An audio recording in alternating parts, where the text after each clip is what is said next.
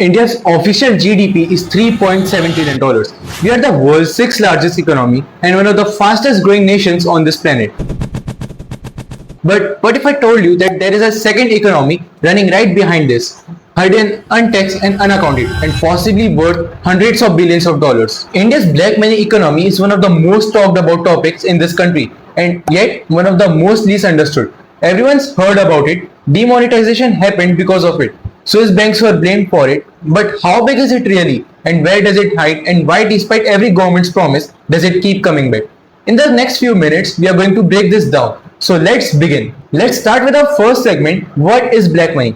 Let's start with the basics because a lot of people mix this up. Black money is not just cash hidden under a mattress. The correct definition is simple. It is any income that has been earned but not declared to the government, which means no tax has been paid on it. There are essentially three buckets. First, tax evasion. A doctor charges you in cash and never reports it. A builder sells a flat for 50 lakhs on paper but takes 50 lakh more in cash. That is the bucket number one.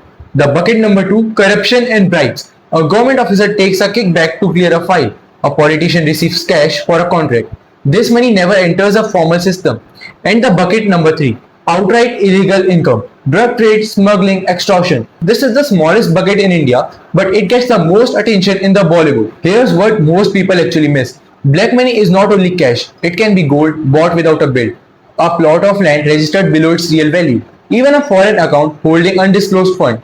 The form doesn't matter, the non-disclosure does. And why does this matter at scale? Because nearly 50% of India's workforce operate in the informal sector. No salary slips, no PAN card, no paper trail. That is the foundation on which black money thrives. Now our segment number two, how much exists? So how big is this problem? Here is the honest answer first. Nobody knows exactly because by definition this money is hidden. But we have few estimates and they are staggering. The special investigation team set by the Supreme Court of India estimated that domestically held black money could be anywhere between 70 to 80 lakh crore rupees. That is roughly 1 trillion US dollars. Let that sink in. India's entire annual budget is around 50 lakh crore. We are talking about black wealth that potentially exceeds the entire government budget by 30 to 40%. Then there is a Global Financial Integrity Report which tracked illicit financial flows, money leaving illegally from India between 2004 and 2013 alone. India lost an estimate of $770 billion through these outflows. Now the Swiss bank angle. Remember how we were told billions of rupees are sitting in Swiss banks? Here is the nuisance. India's deposit in the Swiss bank have actually been declining over the past decade. Not because the money came back, but because it moved to smarter locations. Dubai, Singapore, Mauritius, British Virgin Islands, shell companies in Delaware. And by the most independent academic models, India's shadow economy represents between 20 to 25% of its GDP. That means for every 100 rupees of official economic activity, and there may be another 25 rupee happening completely off the books.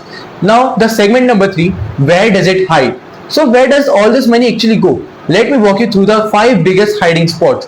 First is the real estate. Real estate is by far the biggest thing. A flat is officially sold at 60 lakhs on paper. That is the registered value. But the actual deal is actually 1 crore. The extra 40 lakhs is paid on cash, stamp duty and capital gains are calculated on the official price. So both the buyer and seller save on taxes. Everyone wins except the government. This is so common in many Indian cities. There are two real estate prices, the published one and the other that no one actually knows. Gold is the second major hiding spot. India is the world's second largest consumer of gold and a significant portion of purchases happen without a bill, especially at smaller dwellers. Gold is portable, holds value and culturally accepted as a gift in Indian weddings and festivals, which make transactions very hard to track. Cash-based businesses are the third bucket. Think about your daily life. How often do you pay in cash at a local restaurant, a tuition teacher, a clinic or a wedding vendor? These are legitimate businesses, but a portion of their income often goes unrecorded. Not always out of malice, sometimes just because that's how it works. Political funding is the one nobody wants to talk about, but it is essential to understand. Political parties in India are among the biggest consumers of unaccounted cash. Election campaigns cost thousands of crores. Much of it comes from businessmen who want contracts and favors in return. The recently scrapped electoral bond scheme was supposed to clean this up, but what actually happened is a separate, much longer video. And finally, hawala networks. Here is the simplest explanation. You give cash to a hawala operator in Delhi, he calls his association in Dubai. That associate pays the equivalent in dirham to your contact there, minus a small commission. No money physically crossed the border, no bank was involved, no record exists. Hawala is ancient, efficient, and nearly impossible to fully shut down. Now let's move on to our segment number 4. What the government has tried. Every government since independence has promised to tackle black money. Let's look at what actually has been tried. Demonetization in November 2016. Prime Minister Modi announced that 500 and 2000 rupees note that made 86% of all cash in circulation were no longer legal tender overnight. The idea was that people holding undeclared cash would be unable to deposit it without scrutiny.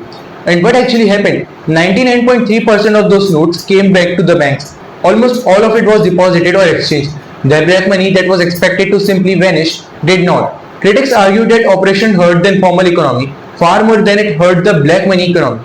The income declaration scheme in 2016 gave people a chance to voluntarily disclose hidden wealth, pay a penalty, and move on. 65,000 crore rupees were declared. Sounds significant until you compare it to the estimated 80 lakh crore sitting undisclosed, that is less than 1%.